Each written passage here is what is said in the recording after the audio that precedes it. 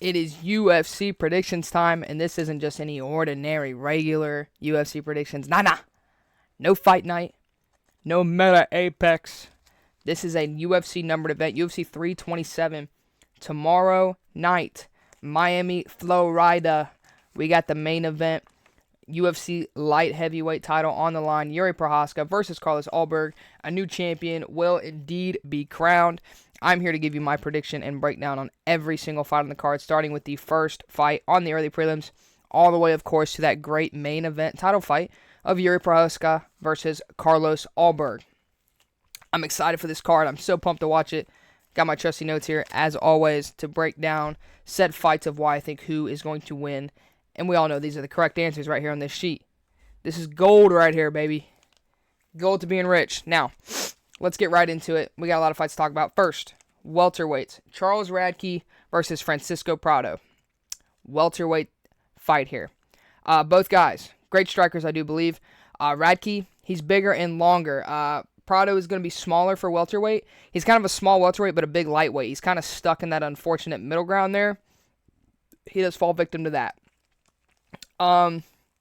Radtke can't quite reach the next level. Like he'll beat guys more on his level, and then they try to give him this next big step, and he just can't hang, can't get the job done. I think of the Mike Malott fight, and then there's one other one too that I can't quite remember, but it's another like next level guy, bigger name guy that he couldn't quite get the job done against.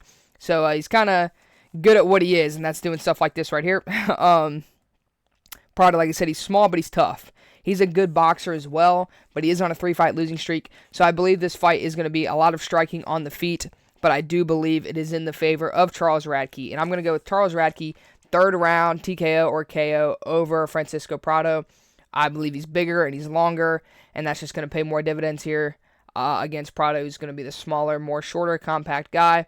I think Radtke will land good shots and eventually pour on the damage to where he can get the finish in the third round. So give me Radtke, third round KO, TKO. But be careful giving him that microphone in the post-fight interview. We know what this guy's capable of on the mic. He had DC's life flashing before his eyes, so let's be careful. We don't want to. Paramount might get pretty upset with the things that guy might say. Now, we move on to the middleweights.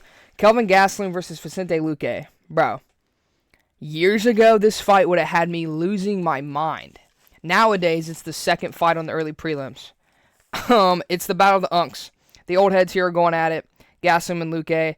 Gastelum, we know he's big. He's built like a rectangle, built like a refrigerator, and he's got a great chin.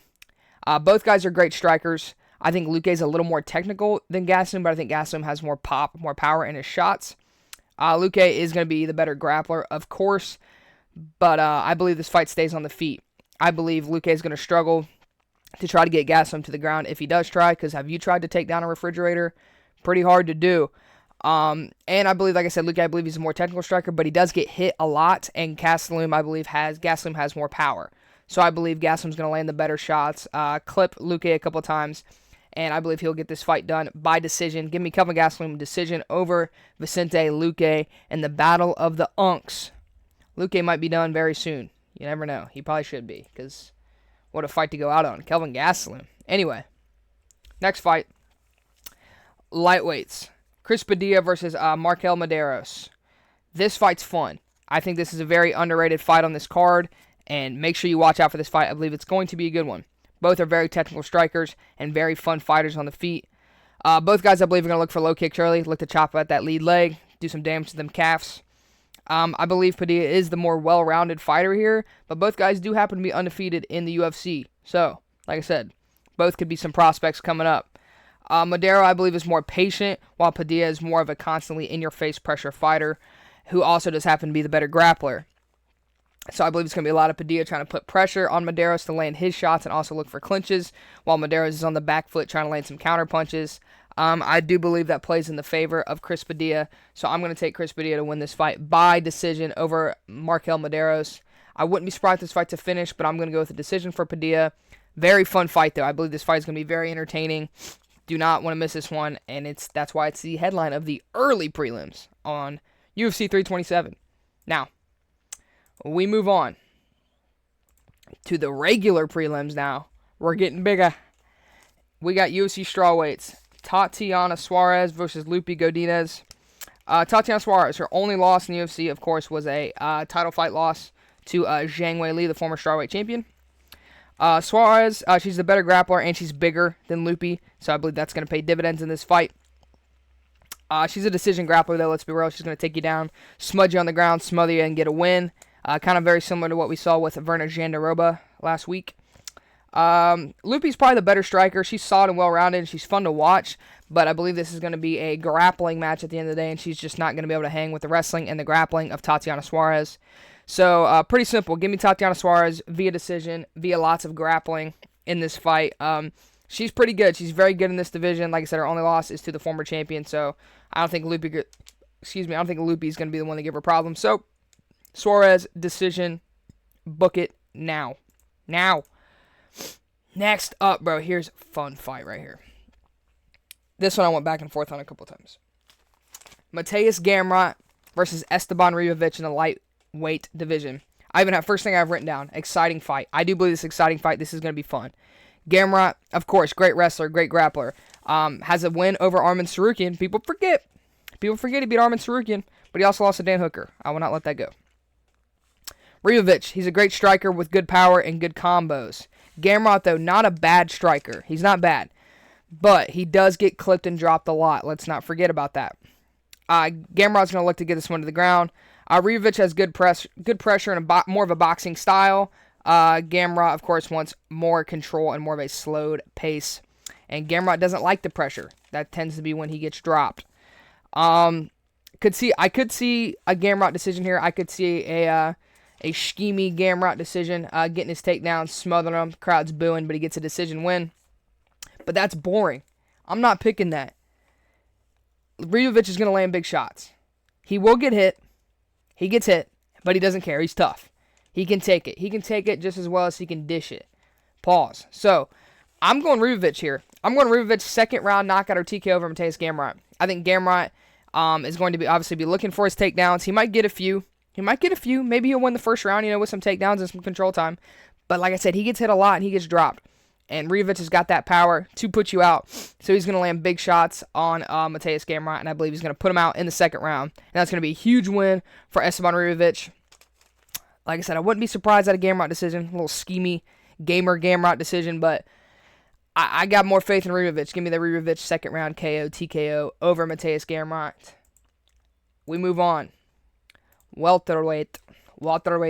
Kevin Holland versus Randy Brown. This is funny because these guys are almost the same person, low-key. They're built exactly the same. Both tall, long, lanky guys at welterweight. And fight very similar. Very similar style guys. I never have confidence in either one of these guys, is what I have here, which is true. I never have confidence to pick either one of them, so of course they're fighting each other, so now I do have to pick one. Holland does have a better chin. Randy Brown has a bad chin. He gets clipped a lot. We do know this. Holland being the same style and build as Randy Brown, I believe shuts down Randy Brown's game more. Because Brown is usually more, his game is being long and being longer, taller, and having longer reach than everybody else. But now he's got to fight someone built just like him. I believe that's going to shut down his game a lot. So I could see that making him have to switch it up a lot, making him have to pressure a lot more, and getting caught by Kevin Holland trying to pressure. I could totally see that happening. Holland, sneaky grappler. I think he's a better grappler than Randy Brown. He's a sneaky good grappler. So I don't see really an outlet for victory for Randy Brown. I believe on the feet, it's going to be uncomfortable for him because he can't get his style going. And then in the ground, I think Kevin Holland's going to be a better grappler than him on the ground. So I'm going with Kevin Holland's second round submission, specifically after catching Randy Brown, dropping Randy Brown, and then jumping on, say getting a Darce, guillotine, some front choke of the sort if we want to get really specific here. But yeah, give me a Kevin Holland second round submission over Randy Brown. I'm a little nervous in this one, but at the same time, I just believe this is a bad matchup for Randy Brown. He's fighting the man in the mirror right now, honestly. So, give me Kevin Holland here, second round submission over Randall Brown. Now, the featured prelim for the Bellator World Championship, son. Here we go. Patricio Pitbull versus Aaron Pico. The battle of the Bellator fight here, man. So, this is like, excuse me, this is like a Bellator legacy fight here. Like, I watched a video about this and I totally agreed. If this fight were to get made in Bellator, it would have sold out arenas, bro. This is crazy because you got Pitbull, who's one of the best fighters in Bellator history, multiple-time champion, and then you had Pico, who was at one time one of the most highly touted prospects coming up in MMA altogether. He was a great wrestler with a great boxing background, blah blah, and he puts people out. He does. He's strong. He can wrestle. He's got power to put you out. But his chin is made of not even whatever's worse than glass. It's made of that. This dude gets cracked a lot and gets knocked out. We all saw his debut against Lerone Murphy. He was having success because he likes to put pressure on, but Lerone Murphy obviously just waited for his moment, caught him, put him out. We all know. Let's get into the notes. Where are we at? Pico pressure, heavy hands, hits hard, and can wrestle, but zero chin is what I have. Pitbull was at the top of the top in Bellator. Former champ. Pico was not a former champ in Bellator. Pitbull, it will be the better grappler here, I do believe. So if it goes to the ground, Pitbull's a better grappler, but I do believe Pico is the better wrestler is the thing here. Pico is very wild, so he needs to be careful. I could see him getting caught with something on the way in, trying to be Pico, trying to be wild, trying to get pressure. I could see that happening. But both these guys, I don't believe are what they used to be. Pitbull is not the same Pitbull from Bellator. And there's still people that swear by Aaron Pico, bro, but I don't see it anymore. I really don't. The record kind of speaks for itself, and most of that is from Bellator, bro. He should have been dominating with all the hype around him. He should have been the best fighter walking the planet, especially on Bellator. I just don't see it. I don't see that much hype in Pico, to be honest with you.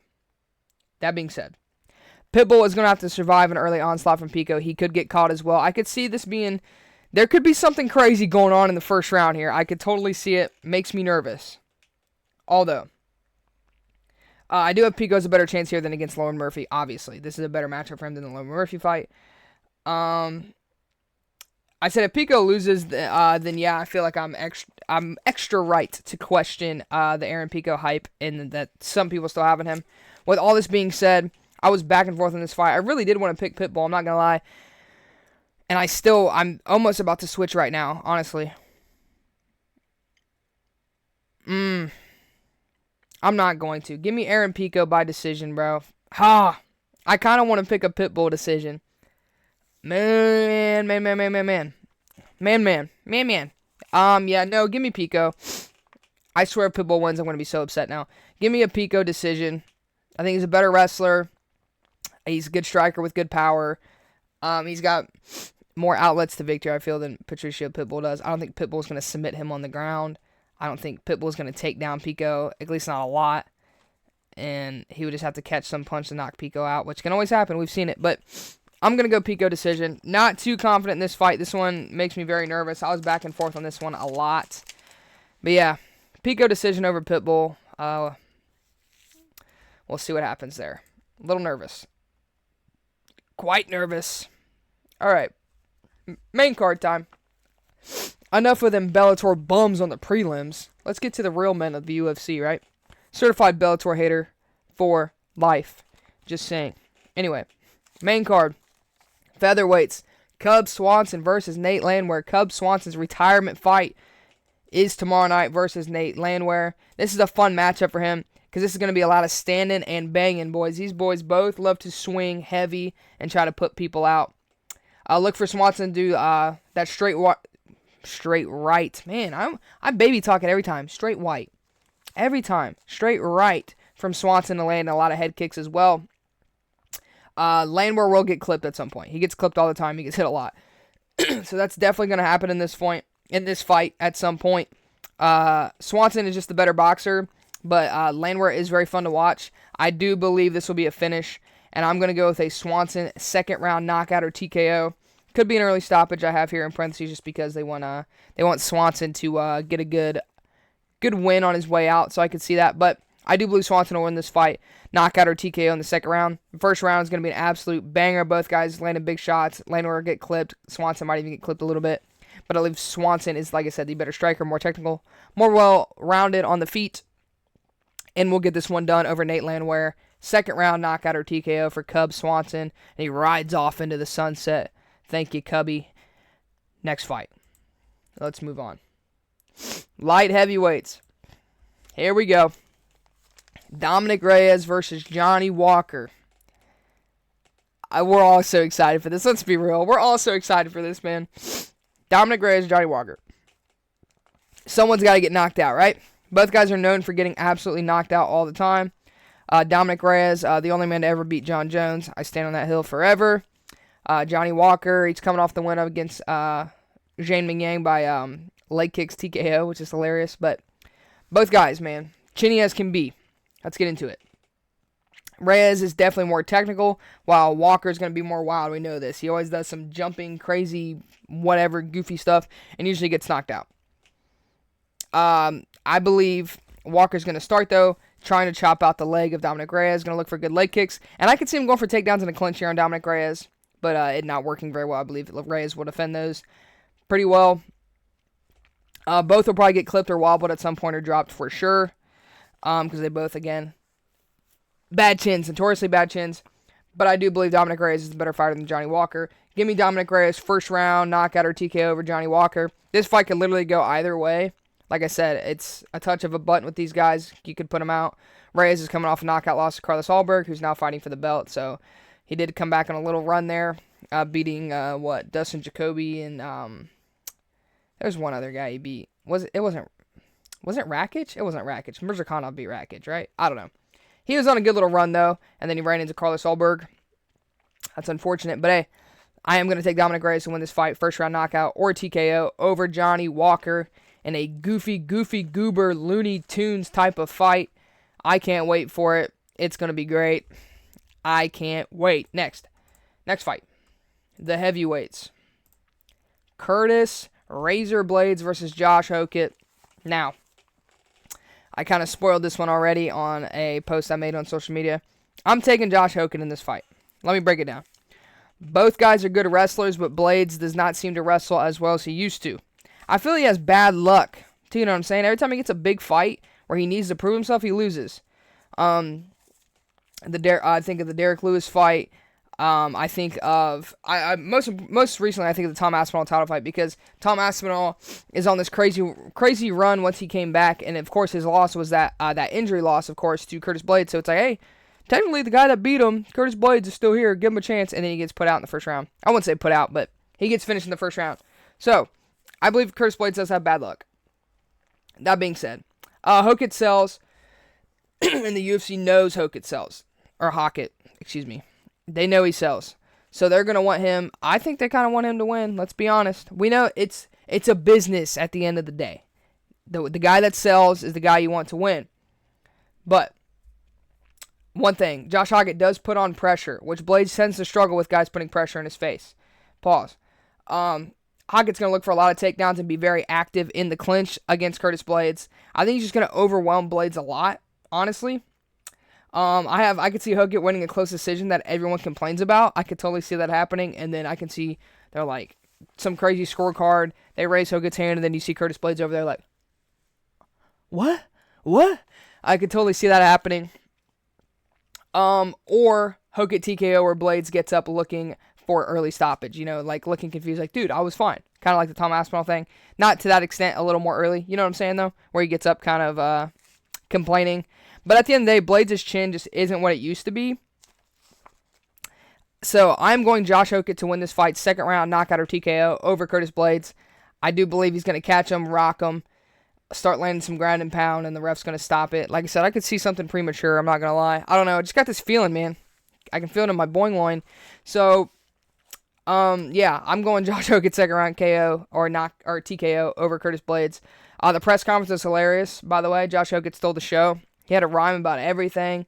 He said Curtis Blades doesn't use his brain. He said his tongue was dead because he made fun of Curtis Blades' dry bottom lip. That was funny. He said Curtis Blades was part of Pizzagate. Crazy. Yeah, he talked about everybody. Dan Hooker, Song Yadong, Ian Gary. He talked about a lot of people. It was funny. He was rhyming, and the crowd was eating it up because he'd finish it. Everything he'd say, he'd finish with, "Am I right, Miami?" And the crowd would go nuts. A lot of people are hating on it, and I get it. It is kind of cringy. It is corny, but it sells. It's funny, and it's entertaining. Curtis Blades was not having it. I can tell you why. He goes, I don't even understand this guy. I'm just going here fight for Saturday. I shouldn't have stuttered. That's so messed up. I'm sorry. Curtis Blades. But anyway, yeah, Hokit stole the show there. He even was beefing with Jiri, and they asked Jiri too. My favorite part. They go, Jiri, what do you feel about Josh Hokit and his antics? He goes, who Josh Hokit? And then looks at the camera and smirks. He just hit him with the who are you, bro. That was great. That was funny. Anyway, press conference, like I said, was indeed hilarious. But yeah, back to what we're talking about here. Give me Josh Hokit, second round, KO, TKO over Curtis Blades. He could be the savior of the heavyweight division, bro. They need some new blood here. He went from beating Denzel Freeman to now fighting Curtis Blades on the main card. Heavyweight is in shambles, but it's low-key kind of interesting. So, hey, I'm going to take it. We move on. Co-main event. Azamat Murzakanov versus Paulo Costa. It's Paulo Costa's light heavyweight debut. And talk about shenanigans and entertaining at the press conference. These two are going back and forth. So you got to think, Paulo Costa is Brazilian, so he's speaking Spanish. Azamat Murzakanov is speaking in Russian, and the questions are getting asked in English. So the fact that somehow they still got around to an answer was hilarious. They're going back and forth. Translators are basically beefing with each other. It was hilarious. Paulo Costa said that Azamat's fat, basically called him fat and old and stuff like that. Said he doesn't have no secret juice. Murzakanov basically said, I'm going to whoop your ass on Saturday, and I have more fans than you do in Brazil. So they were kind of going back and forth. It was pretty funny. Classic Paulo Costa stuff. But now, let's get into the fight itself. Right here. Azamat. He's good KOs. And these are, again, two totally different body types. It's hilarious. Paulo Costa, one of the most shredded, in shape fighters you'll see. And Azamat Murzakanov looks like somebody's uncle. They're going to stay standing, for sure. Look for Costa to do a lot of leg kicks. And Murzakanov to be more technical and powerful striker on the feet than Paulo Costa. I could see Costa being more active in the first round, landing his leg kicks, moving around at range, sticking his tongue out, being Paulo Costa. Maybe sneaking the first round, maybe winning the first. I could see it. Could see him stealing it. But I could see Azamat slowly picking up the pace, getting more comfortable. He's more of a slower starter. But I do believe he will, like I said, start to pick it up as the fight goes on. I can guarantee Joe Rogan is going to call him Azamat's a dark horse of the light heavyweight division. He's going to say it. Azamat's got to be the dark horse, so mark that down. Joe Rogan will definitely say that. But I think I'm going to go with a Murzakanov third round KO TKO over Paulo Costa. Now, Costa can take a punch. He can take a beating. This is his first time up at light heavyweight. He's got a power puncher here, and Azamat Murzakanov. Murzakanov is technical. He lands clean, and he lands powerful shots. I believe, like I said, he's going to start picking it up in the second round, really doing some damage, and then slowly start tagging up Paulo Costa more and more as Costa gets more tired. And he's going to start clipping him, and then I could see him pressuring him up against the cage. Costa's trying to survive, and then boom, he lands one shot that kind of drops him down against the cage. Lands some more ground and pound. Ref waves it off there. But yeah, let's go ahead and give me Murzakanov third round TKO or knockout over Paulo Costa to remain undefeated and get a possible title shot against the winner of the main event, which we're going to get into right now. UFC 327 main event for the vacant light heavyweight championship. Jiri Prochazka versus Carlos Ulberg. Brother, this is going to be good. I'm so pumped for this. Jiri Prochazka, 32-5. Ulberg, 14-1. Excuse me. Ulberg. Here, let me break this down. Ulberg is going to look for leg kicks early. Dude is a great kicker of the leg, likes to tear up that leg. And who sucks more at defending leg kicks than Jiri Prochazka? So, he's going to be looking for that quick. I do believe this is a bad stylistic matchup for Jiri. Because Jiri is Jiri. We know how he fights. That's kind of the best way to describe his fight style. Dude is wild. He loves to charge in, hands down, whatever, wild stuff. Carlos Ulberg is more of a patient, laid-back counterpuncher. So I could see him totally trying to landing big shots on Jiri on the way in while Jiri blitzes inside, like the true samurai that he is. Both guys are very tough. But like I said, Ulberg's going to try to catch him coming in because he's a great kickboxer. I think it should be a fun striking fight. It should be very fun. I'm curious to see how Jiri handles the counterpunching of Carlos Ulberg, but I'm also curious to see how Ulberg handles the pressure of Jiri Prochazka. So I think it's going to be very fun. Jiri, he's been dominating at light heavyweight. He has 2 losses in the UFC, and they're both to Alex Pereira. That's all. That's it. That's his kryptonite. Other than that, he beats everybody else. He had the crazy come from behind win against Khalil Roundtree, which is crazy. I picked Roundtree to win that fight, and I felt so good going all the way up until the third round. I could totally see Jiri getting reckless and then getting rocked or clipped by Alberg at some point, and the crowd starts to they start freaking out. You know what I'm saying? But I believe this fight is going to be a very Khalil Roundtree-esque type of fight, where Alberg is winning the fight, and everyone's like, oh my god, Alberg's like he's low-key picking apart Jiri, bro. He's going to beat Jiri, bro. Oh my god, Yuri's going to lose the belt, bro. Oh my god. And that's what's going to happen. And then the Jiri comeback incoming. It starts. Jiri, I could see him being down 2-3 rounds, point-wise, maybe getting clipped and rocked in one of those rounds. Like, he's going to need a finish here, and I believe that's what's going to happen. That's going to happen. The comeback's going to start, and then Yuri's going to come back and be Jiri and be a samurai and get his finish. Give me Jiri Prochazka, 4th round, specifically, round 4, KO, TKO over Carlos Alberg. Like I said, I think he's going to be losing maybe 2-3 rounds up to that. Get rocked, get clipped, just can't quite catch Alberg. Alberg's kind of making him follow him around the ring. Boom, catching him when he needs to catch him, kicking out that lead leg, whatever. But then Yuri's going to turn it up and be Jiri, and it's going to be very similar to that Khalil Roundtree fight where it looks like he's losing, and he's going to come back and get the finish. Let's go for that. Give me Jiri, 4th round, KO, TKO over Carlos Alberg to become the new, and once again, the UFC light heavyweight champion of the world. Man, he's going to do it. The samurai himself is going to get it done. He's going to get to celebrate with his wife and his newborn baby. It's going to be a great sentimental moment. You know the UFC wants Jiri to win because he's super promotable and entertaining. Carlos Alberg, he's just handsome. That's about it. Just a handsome dude. Not much to him. Give me Jiri, bro. Give me Jiri. I'm nervous. I'm not going to lie. I'm nervous, but I want Jiri to win, and I think he is going to win, but I am very nervous. Give me Jiri Prochazka. He's coming. He's coming for that UFC light heavyweight title. He's looking to get it back. Taking it back home. Taking it back to the mountains. Taking it back to the woods. Wherever it is that he does. Yuri's an odd dude, but he's getting it done. Jiri Prochazka, 4th round, TKO, KO over Carlos Alberg. Let's go for that. And there it is. Those are my picks for this Saturday. UFC 327 goes down tomorrow night in Miami. Welcome to Miami.